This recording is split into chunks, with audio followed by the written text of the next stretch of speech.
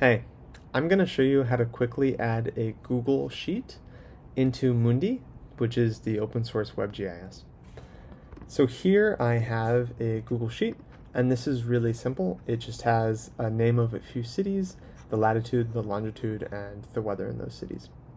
What I'm going to do is I'm going to copy the URL for this Google spreadsheet and also make sure that it's available to anyone with the link. Then I'm going to go back to Mundi. Here I have just an empty demo map. And I'm going to add a layer source and hit Google Sheets. Here I can give a layer name, so I'm going to name it 3 cities, and paste in the Google Sheet and hit connect. Mundi will fetch this Google Sheet automatically, and here we see it.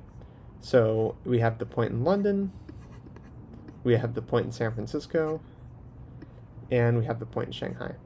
And if we zoom in and click on it, we can see that the attribute whether sunny is available, and that's true for the other ones. So now you can use it for geoprocessing and other tools. Great, thanks.